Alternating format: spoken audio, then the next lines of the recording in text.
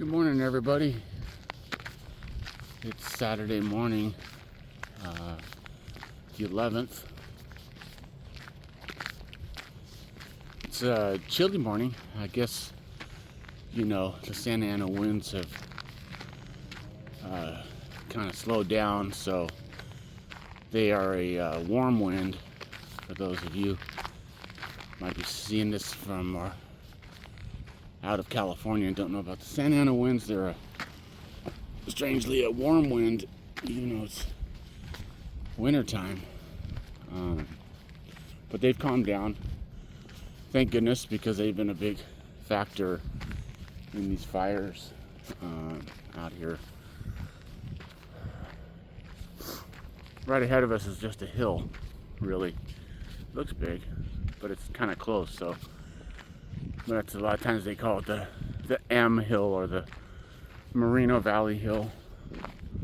There's a big M etched on it up on the top.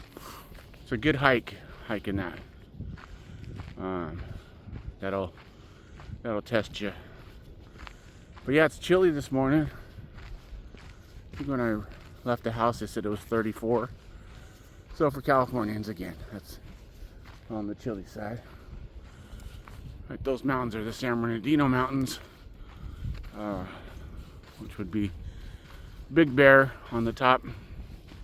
Got a bunch of other cool little towns up there like Arrowhead and Gregory and Sugarloaf, Blue Jay.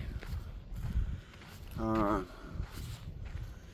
surprisingly, because there's some houses there, but that peak there is the San Jacinto Mountains. On the top of that would be Idlewild. My favorite, I think. A lot less populated.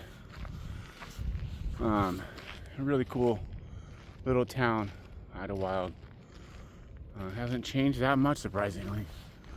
Kind of like Wrightwood, another really cool town. But man, look at those mountains.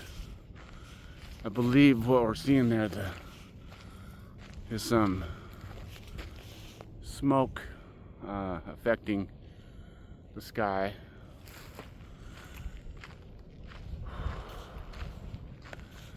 Sorry, everybody, about your loss or friends' losses due to these fires. That would be that way. West of here. Well, what would it be? Actually, just north of here, because you can kind of make out Mount Baldy over there. Oh no, I'm sorry. I'm all turned around here today. There's Mount Baldy. It's really still pretty early, so I guess you got smoke, some morning fog, haze, all mixed together this morning. Have not seen a single soul today because Saturdays are typically slow anyway, but less people out. It's just quieter. But I know too, a lot of the runners won't be running today just because of the unhealthy air warnings. I'm sure it's pretty bad. I just walk, so it's not like I get my cardio going too fast.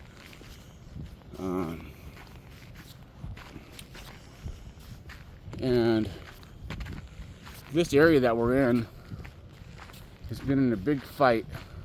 It's right behind my house, pretty much, with warehouse developers, which is all of that what you see, and you see it in all my videos. It seems like you can't even take a shot anywhere without, it seems like there being warehouses being built for logistics, so we can all get our online shopping stuff sent to us within 24 hours.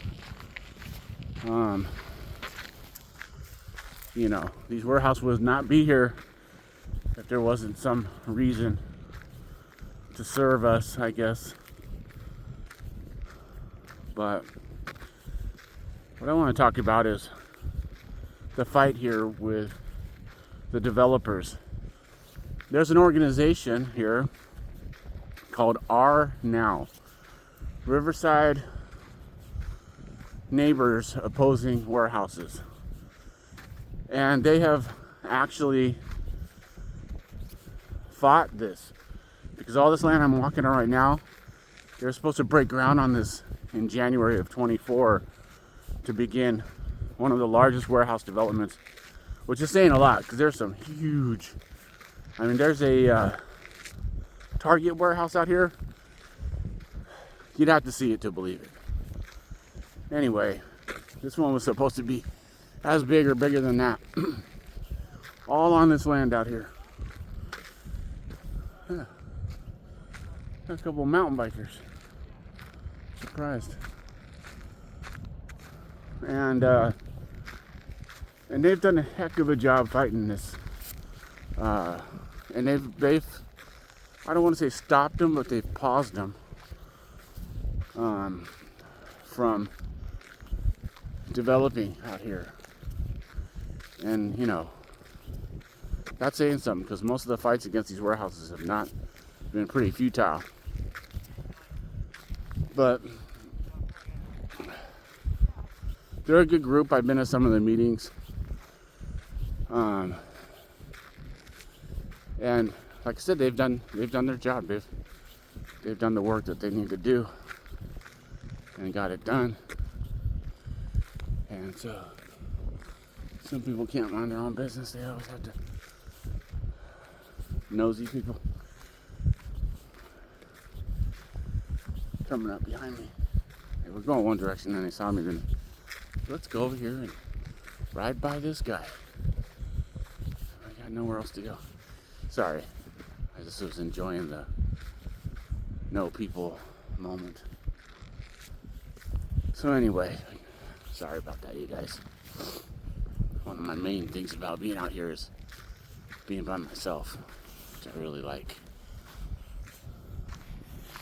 So all of this right here, oh look, there's a piece of litter. Someone's like, man, I love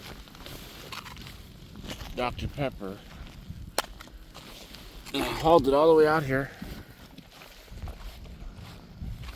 And then I couldn't throw it away. I had to just throw it on the ground. This area right here, you really aren't supposed to even be in. I'm gonna get to what's going on here, but look at that shot. All these mountains in California. I tell you, if you spend any time in Texas, you'll appreciate some mountains, because it's flat there. Anywhere where it's flat, it's really, we have all of our landmarks and we know what to look for directions. Some places are so flat. California is just, it's a wonder in its own. It's a cool shot, huh, with the barbed wire. Sorry, you guys, if I'm a little salty today. It might get worse. So, these are now people. Like I said, I've been to some of their meetings. They're doing great work.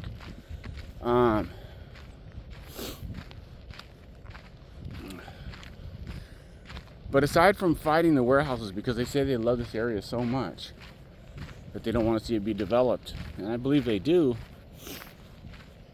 But in the 4 years that I've been walking out here, I've never ever once, not one time. If it was once, I might not even be making this video. But not one time have I seen anybody ever come out here and take care of this place. Nobody takes care of this place. When I started coming out here, I couldn't even believe how bad it was, how much trash there was out here, and how much, just years and years of people dumping stuff out here. Which means long before,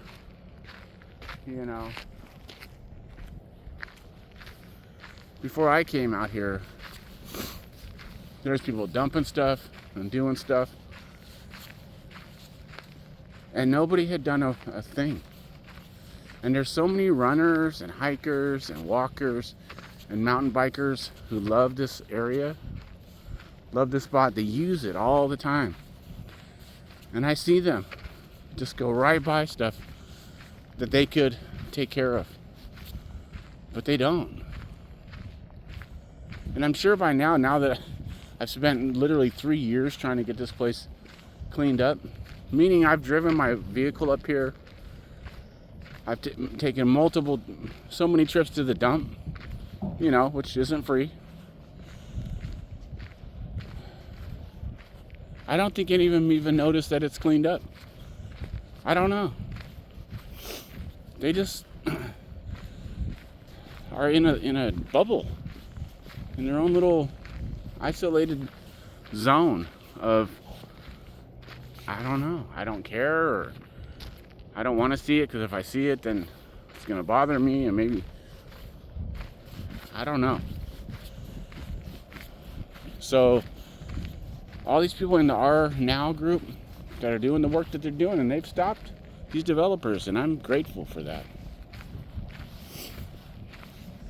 But they have a Facebook page and a website and all the Instagram and all the stuff, and I've mentioned to them a few times, hey, because they'll have like little meetups, nature walks and meetups so they can drink coffee and chat or whatever. I say, hey, there's always stuff out here that needs attention. Maybe bring a little grocery bags with you guys and talk about, taking care of this place. Crickets. And then I see their photos, all their little photo ops of them, out here walking around or whatever. And, I don't see any trash bags. But my main point, and I'm sure I've said this before, is if you love something, you have to take care of it.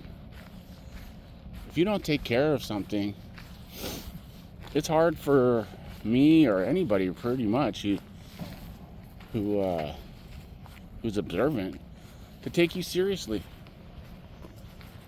And that leads to my next point out here. And this will kind of probably relate a little bit to the situations we have going on in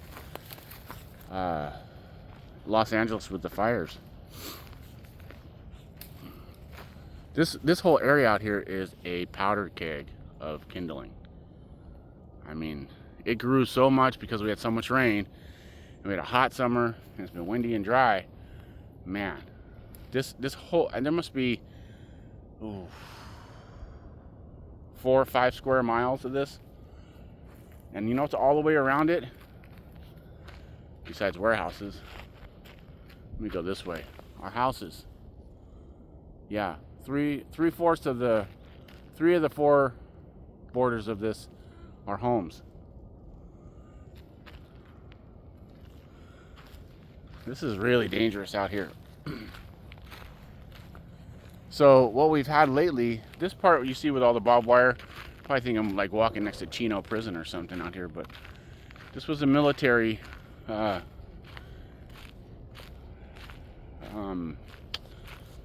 part of the base. It's part of the Air Force base.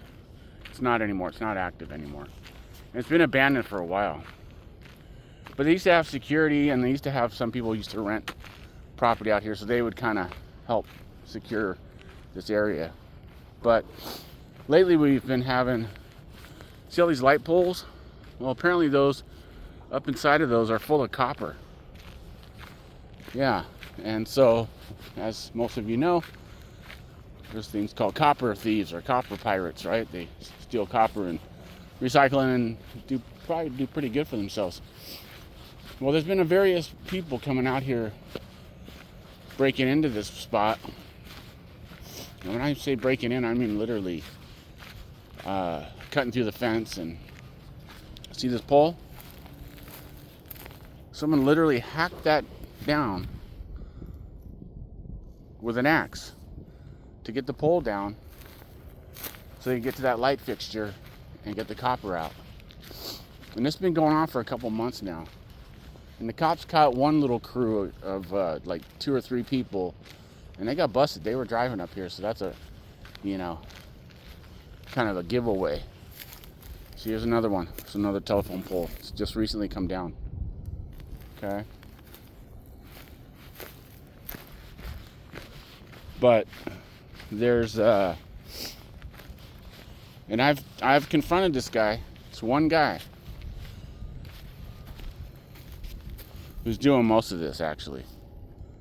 He rides a bike, cuts through the fences, and every time they patch up the fence, he cuts through it again.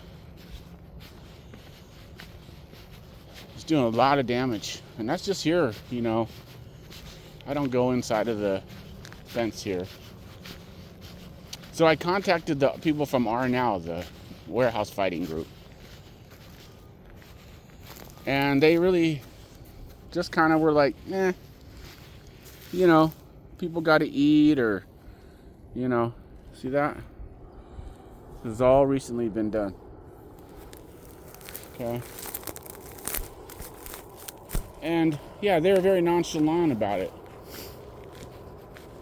And so they like just gave me the contact of the owners, the people who own this property now. And they really weren't going to do anything. You know, they weren't going to say anything. Wow, look at that. Look at that sunrise. That's beautiful. Let's watch this for a sec.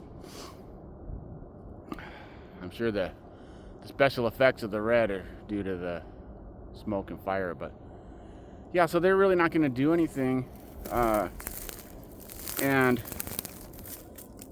so now apparently, because of this one guy who's probably homeless, I've confronted him a few times, and he's not doesn't seem to be all there. He's there enough to know how to get this copper. Wow, look at the sun come up. And you know, he's carrying a lot of, I would say, potential weapon type, you know, things, because he's cutting down all this stuff, and he's got a bag full of tools. And yeah, so that is beautiful. Glad I got to see that today.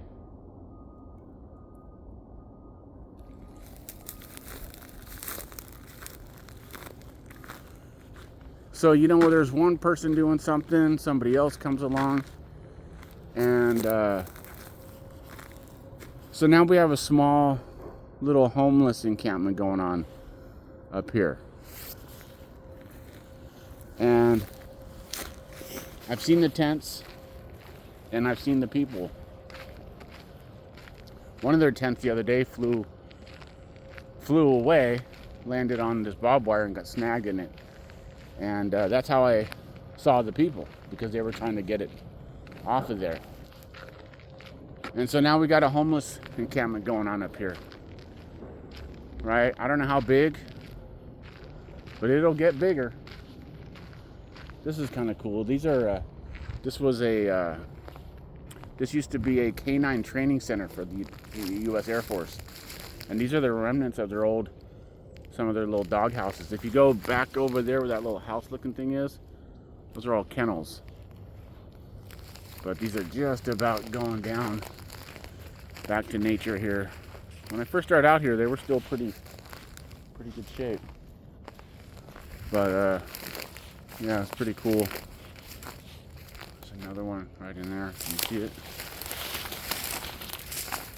Yeah, they used to do K-9 training for the probably the military police dogs.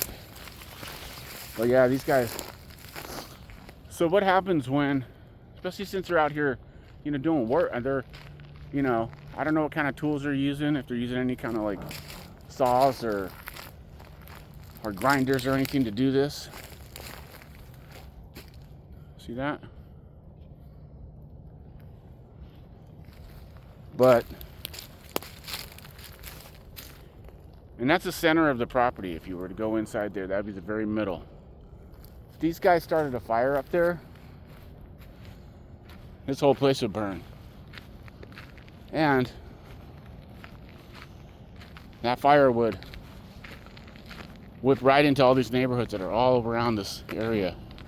Looks like they've been securing it, because every time they put these big barriers here, because they literally had this all cut open, and they were driving their trucks in here to steal this copper.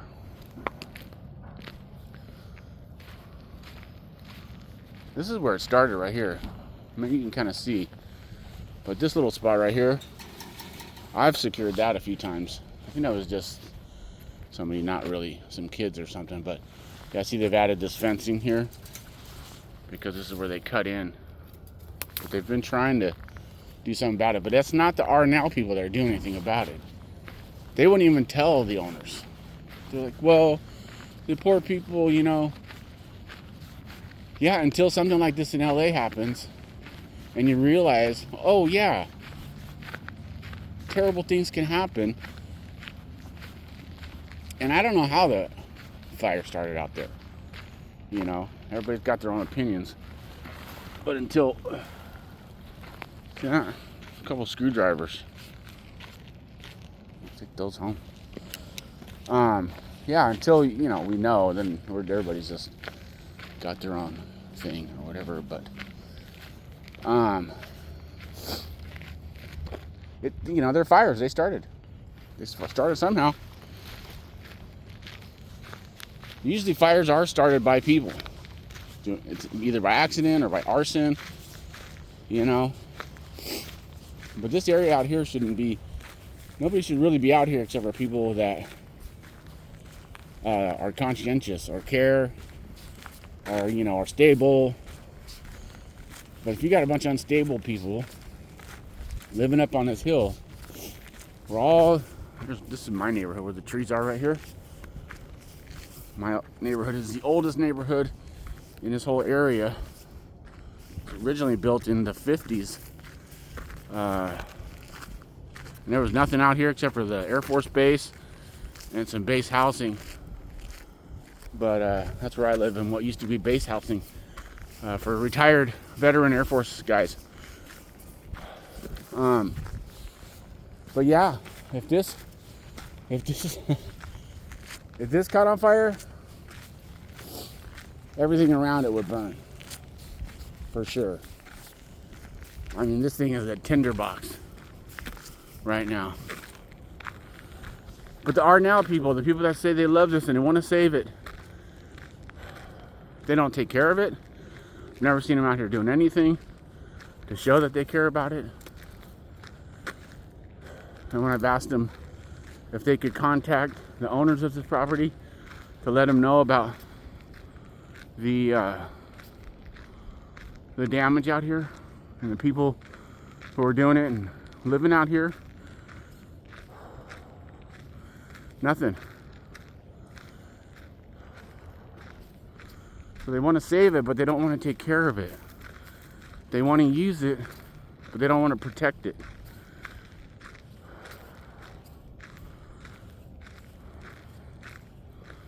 It just doesn't, and I'm not really part of that group. And that's the main reason. And I could tell as soon as I started going to their first meetings, you know, I could just kind of tell where they were at.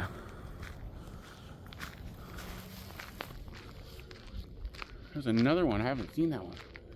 See that telephone pole down? It's been cut down. You can see it looks like a tree trunk, like a stub. The trunk. Where they've cut that. If they're cutting all that stuff, you don't cut stuff like that without making some sparks. They catch this place on fire.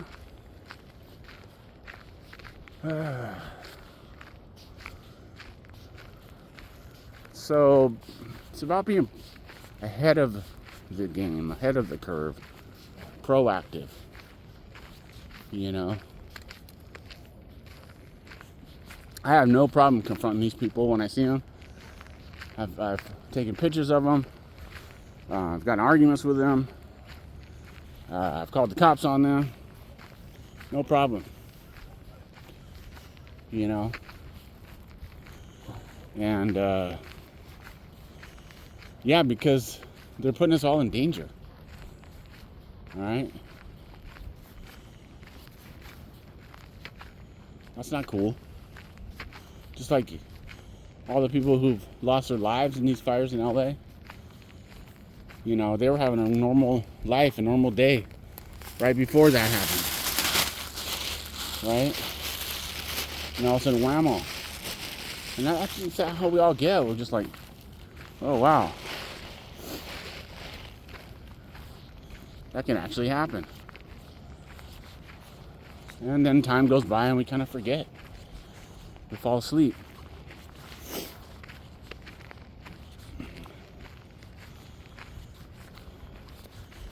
If you love something, you take care of it.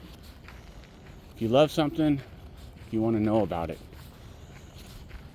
You know? If you love something, it's the action that you take that validates whether or not you really do or not. I mean, and I think you can be in love with something or in love with someone and do nothing. But if you actually love them, you do something.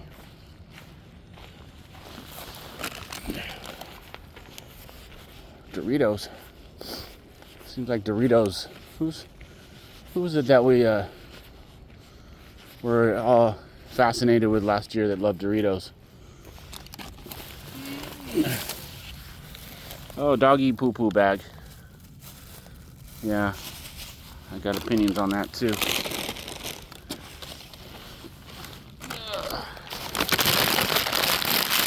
Yep. Have to go on a rant today. This is my first real rant. And I like to talk a little bit about stuff, but I don't know. It just upsets me to think that there's people right up in here. They could even be watching me right now. I don't know. I hope so. They know that somebody is out here who cares and is not tolerant. Yeah, I'm not tolerant to things that are potentially going to hurt people, innocent people. Yeah. Well, it's always talking about being tolerant. Well,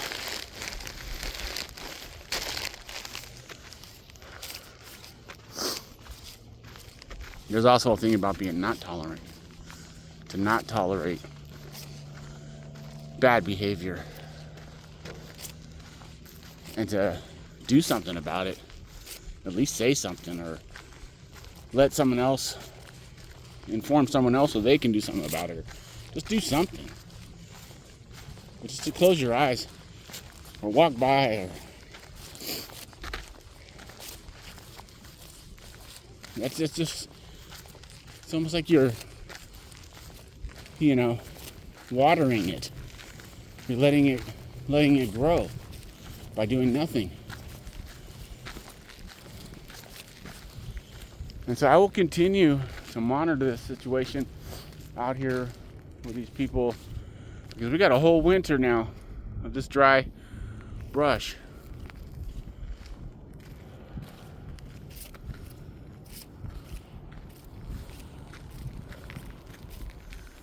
At any moment, this place could be an inferno out here. All right, y'all. There's a little bit of trash thanks to the wind. I took a day off today, trash-wise, because this last week has been a lot of work because of the wind. So, but this is stuff that's right in my route here, so I'll grab this. I've been grabbing a few things. All right, all. I hope you understand where I'm coming from with all this. And I hope we all realize that we can be a part of being preventive. To not always wait for the authorities or whoever's in charge to do something. We can do stuff on our own.